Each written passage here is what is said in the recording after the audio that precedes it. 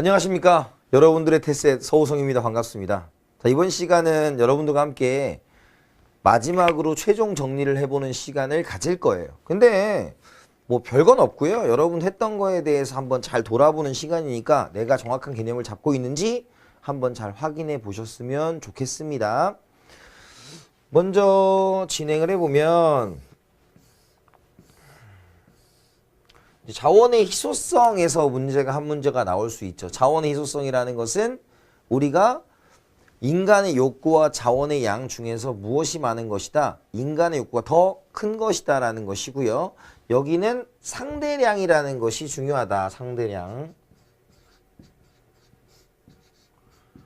절대량이 아니라 상대량. 즉 인간의 욕구에 따라서 바뀔 수가 있다는 걸 기억해 두셔야 되고요.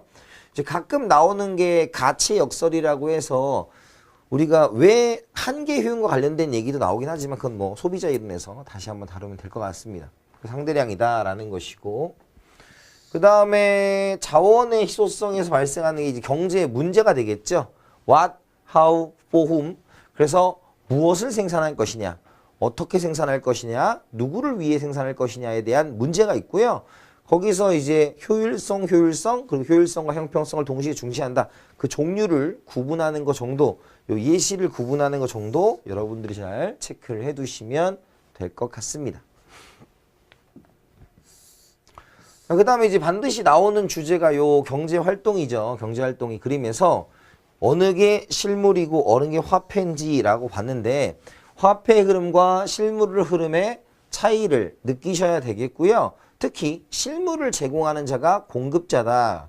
따라서 실물, 재화와 서비스를 생산물 시장에 공급하는 것이 기업이고요.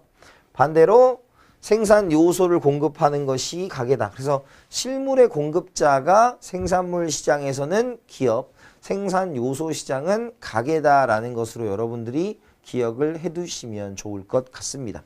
아시겠죠? 그것만 잘 기억하시면 뭐 특별한 건 없는 것 같고요.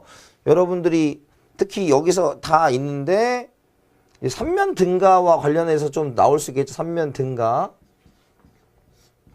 이 GDP 모형에서는 우리가 국민소득 삼면 등가의 법칙이라고 해서 생산 측면, 지출 측면, 분배 측면이 요 그림을 통해서 활용되기도 하니까 가게와 기업의 위치, 생산물 시장과 생산 요소 시장 위치, 실물의 제공자가 공급자다. 요걸 가지고 기억을 하시면 대부분의 문제는 풀릴 것 같고요. 여기 이제 정부가 들어가게 되면 정부는 공익을 추구하고 무엇을 받고 조세를 받고 공공재를 제공한다. 요거까지는 나올 수 있으니 여러분들이 정리를 해 두셨으면 좋겠습니다. 아시겠죠? 자, 여기까지 했으니까 뭐 OX는 답지를 따로 제공해 드렸어요. 그러니까 잘 보시면 될 것 같고, 여기 보면 이제 1번 같은 문제가 이제 희소성 가장 기본적인 문제죠. 울트라 마린이라는 건데 읽어보시면 우리가 본래는 어떤 것이었다. 본래는 이것이 희귀한 돌에서만 나오는 거였는데 그것이 아니라 이것 자체를 이제는 화학약품으로 만들어내서 가격이 싸졌다라는 것. 그래서 희소성과 가격이 떨어졌다라는 걸로 보시면 되는 문제입니다.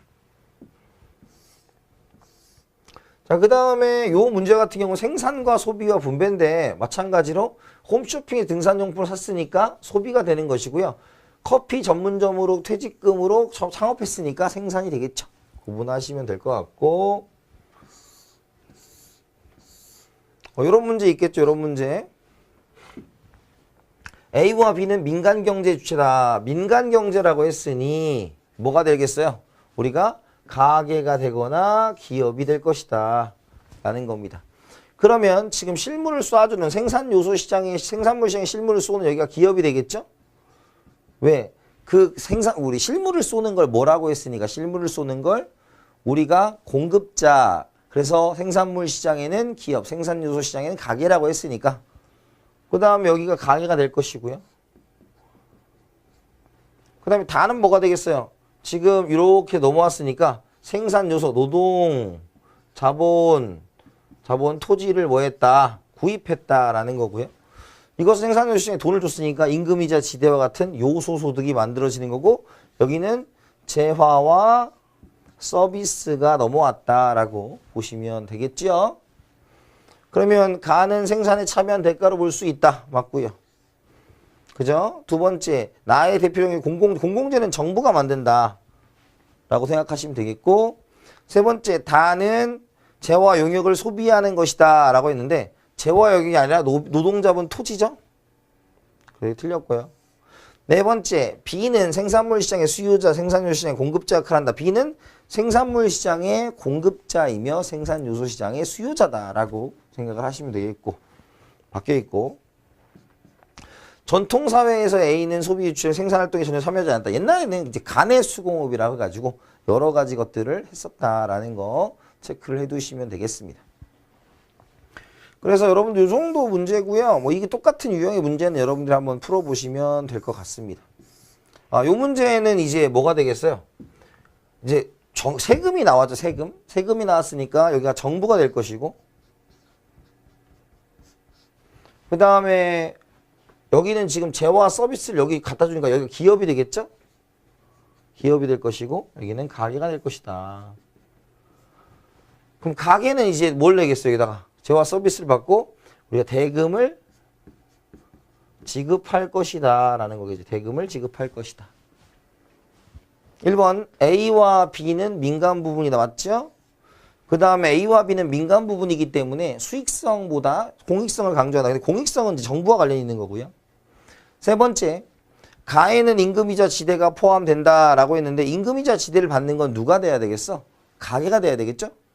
네 번째, C의 역할에 따라 소득재분배 효과가 달라는데 왜 직접세를 쓰느냐, 강접세를 쓰느냐에 따라서 소득재분배 효과가 달라질 수 있다라는 거 기억해 두시면 됩니다. 아시겠죠? 그래, 기억 리을이네요. 그죠? 2번이네요. 그죠? 자, 이제 두 번째 주제 기회비용으로 가 볼게요. 기회비용으로 할게요. 그래서 우리가 기본적으로 선택을 할 때 편익과 비용을 가지고 선택을 하는 것이었다라는 것을 편익과 비용을 가지고 선택을 하는 것이었는데, 일단 편익이 커야 되고요. 우리가 여기서의 비용은 무슨 비용이다? 기회비용을 뜻한다라는 겁니다. 기회비용, 즉 내가 실제로 지금 지불하진 않았지만 내가 계산을 했을 때 미래에 지불할 수 있는 비용으로서 명시적 비용과 암묵적 비용을 포함한다라는 거죠. 그래서 이 기회비용을 계산하는 문제, 그래서 명시적 비용이라는 건 현금 지출을 필요로 한다. 실제로 지불을 할 거. 그 다음에 암묵적 비용, 내가 받을 수 있는 귀속임금, 귀속이자, 정상이윤 뭐 이런 것들이 여기에 들어갈 수가 있겠다라는 말씀을 드립니다. 자, 근데 이제 뭐와 먼저 기회비용은 뭐와 구분을 해야 된다? 이 매몰비용과 구분을 해야 되는 거죠. 그래서 여기는 뭐뭐 하였다라고 해서 실제로 지불을 한 거예요. 그럼 실제로 지불한 것은 우리가 비용으로 칠 수가 없죠. 회수가 불가능하니까 따라서 이 매몰비용은 합리적 선택의 대상이 되지 않는다. 합리적 선택에서 고려 대상이 되지 않는다라는 거. 그리고 대표적으로 나왔던 게 뭐 영화를 보다가 재미가 없으면 나온다. 그 다음에 두 번째는 내가 아울렛에 가더라도 아울렛에서 간 차비가 아까워서 물건을 산다. 이런 것들은 비합리적인 선택이었다라고 말씀을 드릴 수가 있겠죠. 그래서 첫 번째 포인트는 기회비용과 매몰비용을 따지는 문제가 될 것이고요. 두 번째는 이 기회비용을 명시적 비용과 암묵적 비용 이 두 가지로 계산을 하는 문제가 있을 거니까 한번 살펴보도록 하자고요. 그 다음에 자 이런 거죠. 예를 들어서 한 보험병 회사의 특수 구식 보험병을 재고로 보유하고 있다. 제조원가는 30만 원이지만 처분한다면 구식에 10만 원밖에 받을 수 없다. 받을 수라는 거는 뭐가 되겠어요? 우리가 받을 수 있으니까 어떤 비용이 되는 것이다.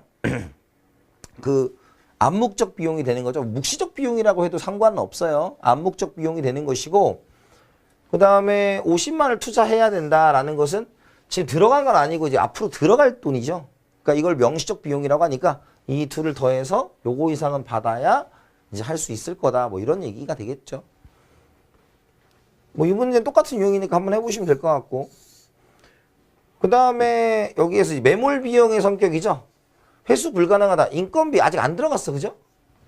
그 다음에 오픈 구입 비용도 안 들어갔고 구입했다 해도 반품하면 되고요. 이 정부의 임대 보증금 돌려받는 돈이고 피자 재료는 앞으로 영업비를 할 거 아니에요. 그러니까 받을 수 있는 거지만 광고비는 어떻다? 광고비는 그걸 가지고 내가 한번 쓰고 나면 그 우리 소위 전단지 뿌리고 나면 남는 게 없잖아요. 그렇게 생각을 하시면 될 것 같습니다. 자, 그 다음에 이제 뭐 이 얘기 해볼까요, 이거? 11번. 연봉 4천만 원을 받고 있는 회사원 갑은 평소 꿈이었던 레스토랑 개업을 하고 싶어서 시장조사를 실시했다. 레스토랑 사업에 대한 시장조사 결과 다음과 같은 결과를 얻었다라는 겁니다. 그럼 먼저 4천만 원을 받고 있는이니까 이게 뭐가 되겠어요? 암묵적 비용이 되겠죠? 그 다음에 지출 내역에서 인건비, 재료비, 임대료, 대출이자, 기타 정비 이런 게 있잖아요. 그러면 이건 결국 내가 다 뭐 해야 될 돈이야? 내야 될 돈이야. 물론 대출이자와 무엇은 구분해야 돼? 예금이자는 구분을 해야 되겠지요. 그래 대출이자는 내가 낼 돈이니까 명시적 비용이 되지만 그죠? 우리가 그 예금이자는 받을 수 있는 거기 때문에 무슨 비용이 된다? 우리가 암묵적 비용이 된다라고 생각을 하시면 됩니다. 따라서 이렇게 하면 1억이고요. 이렇게 하면 1억 5천만 원이네요. 그래서 1.5가 뭐가 되고 명시적 비용이 되고 그 다음에 여기 있던 4천만 원 0.4가 암묵적 비용이니 총 기회비용은 1억 9천만 원이다 라는 거였어요.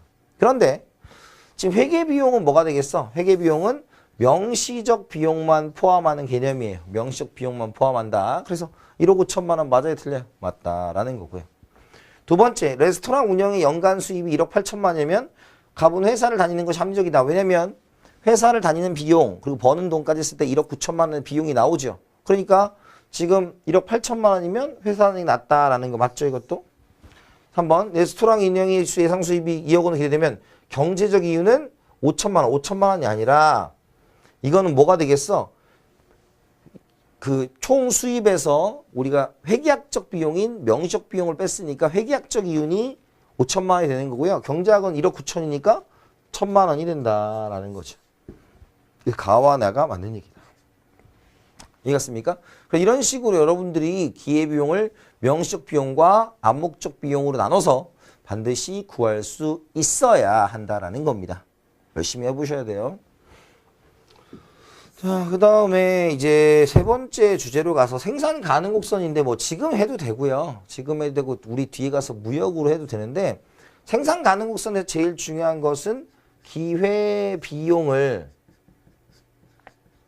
구할 수 있느냐라는 거죠. 물론 이제 이걸 가지고 뭐 파레토 조건이니 뭐 이런 거 할 수는 있습니다만 테스트에서는 그걸 막 내고는 그러진 않아요. 그러니까 생산 가능 곡선을 많이 내는 게 기회 비용의 측면이라든지 아니면 뒤에 가서 무역, 나라 간, 개인 간의 교환 뭐 이런 것들을 좀 더 많이 출제하는 경향이 있으니까 여러분들 정리를 잘 해두셔야 될 겁니다.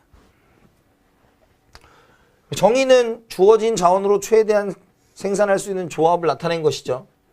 그래서 생산 가능 곡선은 뭐였어? 선 안에 있으면 비효율. 이게 바깥으로 좀 삐져나왔는데. 선 위에 있으면 효율. 그 선 외부에 있으면 불가능이고. 만약에 이게 바깥으로 나갈 수 있다고 하면 무엇이 가능해지는 거다? 기술 개발이라든지 자원의 확보. 근데 여러분들 시험 문제는 대부분 뭐가 나온다? 기술 개발이 측정이 된다. 라는 걸로 기억을 해두시면 됩니다.